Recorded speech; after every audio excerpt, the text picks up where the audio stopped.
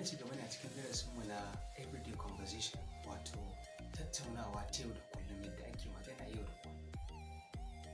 A darasinmu na yau na kawo mana darasi akan telephone call wato kiran waya. Wannan shi ne darasi na 6. Idan wannan ne karanka na farko ko karanki na farko na kallon wannan bidiyo din, to akwai darussuka da za su taimaka miki da yawa a ƙarƙashin wannan everyday conversation din. Sai ka duba playlist mai suna everyday conversation, ta yadda za ku samu darussuka da za su taimaka muku cikin zantukan ku na yau da kullum, yadda za ku rika yin su da English tare da sanin ma'anarsu cikin Hausa. So telephone call yana nufin kiran waya, wato yadda za ka yi magana ko yadda za ka yi tambaya ko yadda za ki bada amsa idan an yi miki tambaya a kiran waya. So a wannan darasin muna da characters guda biyu, akwai John akwai Alice. So John shine ya kira Alice din, sai ya ce mata, "Hi Alice, it's John. How are you?" "Hi Alice, it's John. How are you?" "Sannu Alice, John ne, ya kike?" Wato da ya kira ta wataƙila ba ta sai min noma ko ba ta noma ba, kawai sai ya ce mata, "Sannu Alice, John ne, ya kike?" Sai Alice ta ce mishi, "Oh John, I was just thinking about you." "Oh John, I was just thinking about you." "Ah John, yanzu ko nake tunanin ka." Wannan "oh" din kalmar mamaki ce, kalmar da take nuna mamaki. "Oh John, I was just thinking about you." Yanzu ko nake tunanin ka, yanzu ko nake tunanin ka. To ta yi mamaki da kiran da ya mata kenan, ta yi tunanin shi kuma sai ga kiran shi. Sai John ya ce, "That's nice.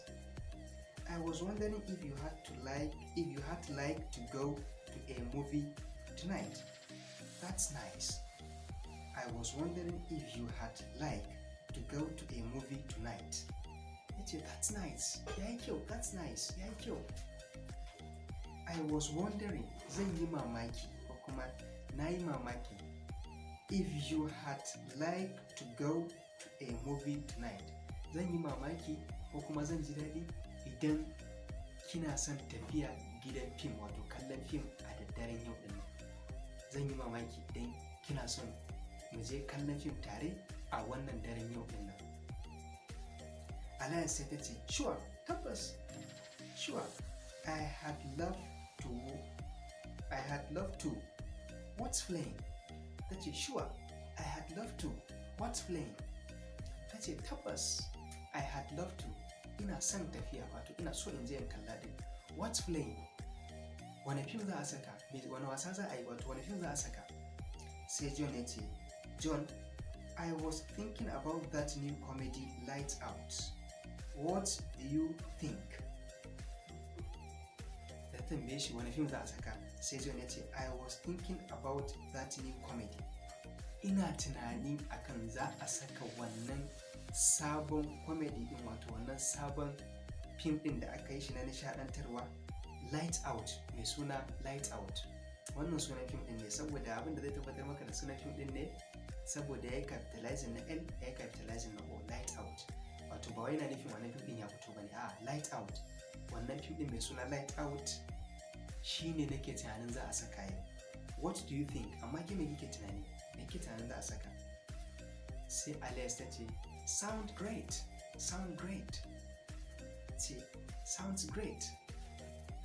Wato ya zo daidai da ra'ayina, aka ce sounds great yana nufin ni ma abin da nake tunani kenan, ko kuma ni ma fahimta ta kenan, shine sounds great.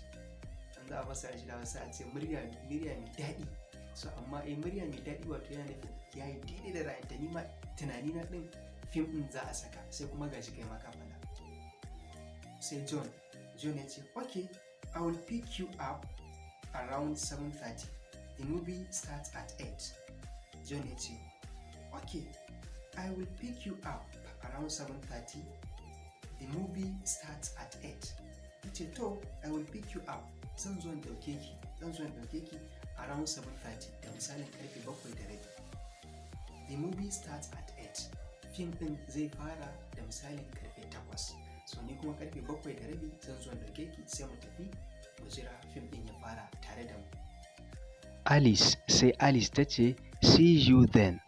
Sai na ganka, bye, sai an jima. Da mu a cikin darasi na gaba inda za mu ci gaba da kawo muku abubuwan da za su amfane ku, abin da suka shafi English a cikin wannan channel mai suna Soyesti TV. Ku subscribe, ku yi like, ku yi comment, ku share.